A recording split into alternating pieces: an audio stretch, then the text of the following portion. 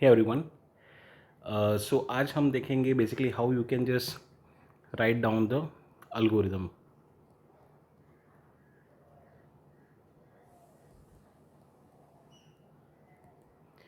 Right, so उससे पहले basically you have to understand the characteristic behaviour, right, कि उसकी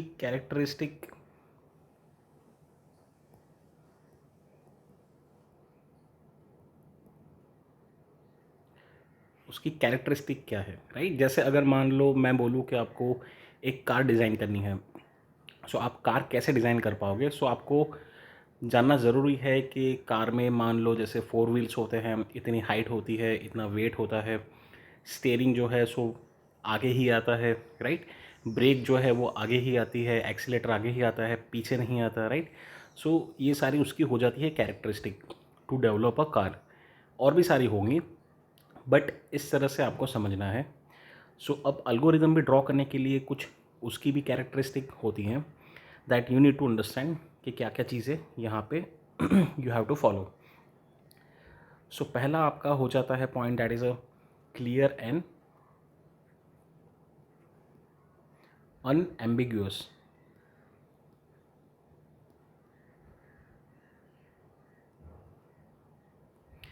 क्लियर एंड अनएम्बिग्यूअस मतलब क्या है कि अल्गोरिदम जो भी आप यहाँ पे लिखते हैं, whatever you are just writing the number of steps, so यहाँ पे वो क्लियर होनी चाहिए।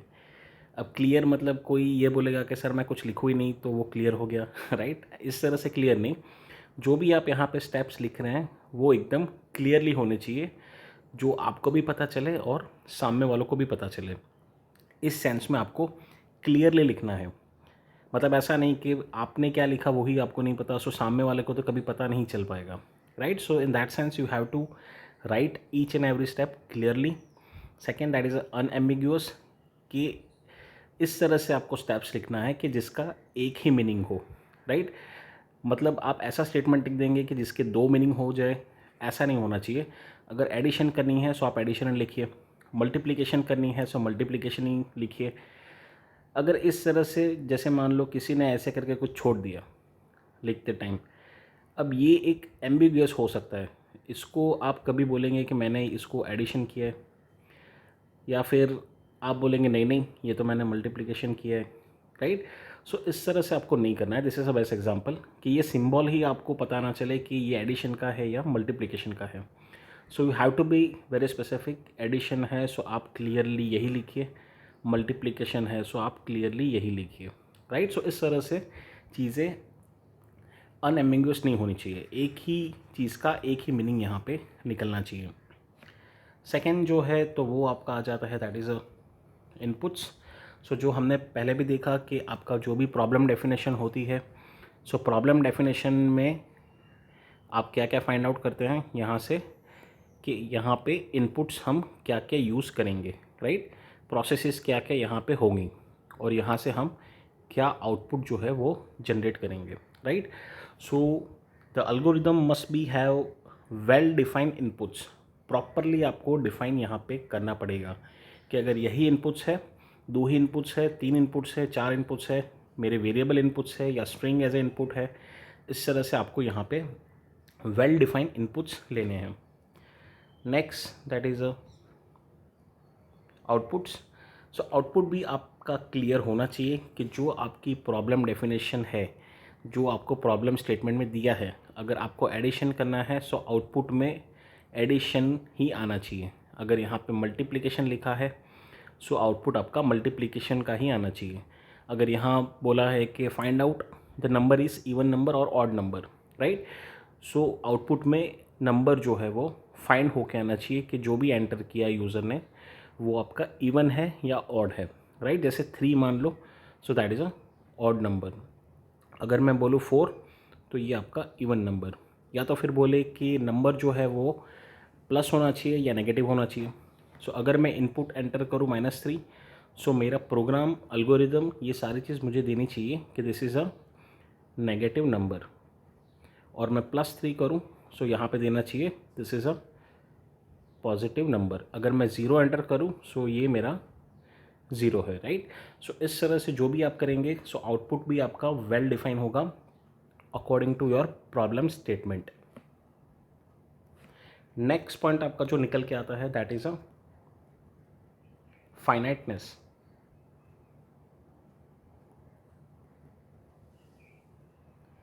फाइनाइटनेस इसका मतलब ये है कि बेसिकली जो भी आप एल्गोरिथम लिखेंगे वो आपका फाइनाइट होना चाहिए, राइट? मतलब क्या कि जैसे अगर आप कोई प्रॉब्लम सॉल्व कर रहे हैं सो ऐसा नहीं होना चाहिए कि आपने कुछ ऐसा लिख दिया कि वो इनफाइनाइट लूप में चला जाए, राइट? मतलब वो चलता ही जाएगा, इस तरह से नहीं होना चाहिए। स्पेसिफिकली स्टेप्स होने चाहिए और वो हर स्टेप के बाद एट द एंड कहीं पे फिनिश होना चाहिए, वरना आप समझिए कि आप एक लूप में फंस गए, राइट?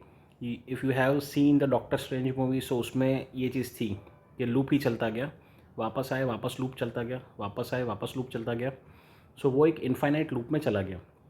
सो अगर ऐसा होता है सो आपका एल्गोरिदम कभी भी सक्सेसफुली वर्क नहीं करेगा, आपका फ्लो चार्ट भी वर्क नहीं करेगा, आपका कोडिंग है वो भी आपका यहाँ पे वर्क नहीं करेगा, राइट? सो आपके कोई भी जगह पे फ्लो चार्ट एल्गोरिदम और कोडिंग में इनफाइनाइट लूप में नहीं जाना चाहिए, मतलब बार बार वो चीज़ चलती रही ऐसा होगा। अगर मैं बोलूँ स्टेप 2 और स्टेप 4, राइट, और ये स्टेप 6 है, यहाँ पे मान लो एंड हो रहा है, पर यहाँ पे आपने कुछ ऐसा कर दिया कि स्टेप 4 पे आया तो वापस स्टेप 2 पे चला गया, वापस यहाँ से स्टेप 4 पे आया सो वापस स्टेप 2 पे चला गया, वापस यहाँ पे स्टेप 4 पे आया और वापस स्टेप 2 पे चला गया, राइट? ये आपका फ्लो चार्ट भी हो सकता है इस तरह से, आपका एल्गोरिथम भी हो सकता है। सो वो कभी स्टेप 6 तक पहुँचेगा ही नहीं, राइट? सो वो आपका इनफाइनाइट लूप में चला गया, सो ये कभी एग्जीक्यूशन में आएगा ही नहीं, right? So make sure you have to do the finiteness, वो आपको चेक करना पड़ेगा। नेक्स्ट आपका निकल के आता है दैट इज़ अ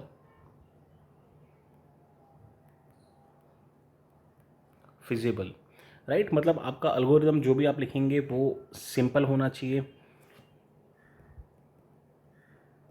जेनरिक होना चाहिए, प्रैक्टिकल होना चाहिए, राइट? ऐसा नहीं कि मतलब आपने कुछ भी लिख दिया और बोलेंगे नहीं नहीं ये यही चीज़ है, ऐसा नहीं होना चाहिए, उसका कुछ प्रैक्टिकली मीनिंग भी निकलना चाहिए, राइट? और आप जो भी चीज़ लिखते हैं, ये आपने एल्गोरिदम लिखा, कोडिंग किया, सो जो कोडिंग आप करेंगे सो एक वो मशीन पे, सीपीयू पे या सर्वर पे एग्जीक्यूट होना चाहिए। ऐसा नहीं होना चाहिए कि उस चीज़ को एग्जीक्यूट करने के लिए आपको 15 मशीन की ज़रूरत पड़े, right?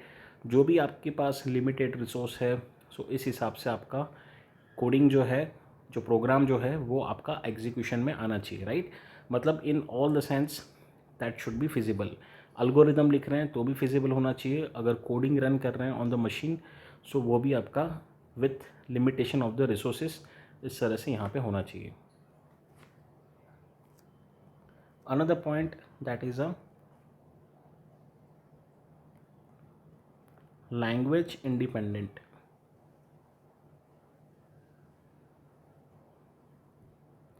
Right? So language independent मतलब क्या कि आप जो भी अल्गोरिदम यहाँ पे डिज़ाइन कर रहे हैं वो लैंग्वेज के इंडिपेंडेंट होना चाहिए, मतलब आप उसको कोई भी प्रोग्रामिंग लैंग्वेज में इम्प्लीमेंट कर सकते हैं, राइट?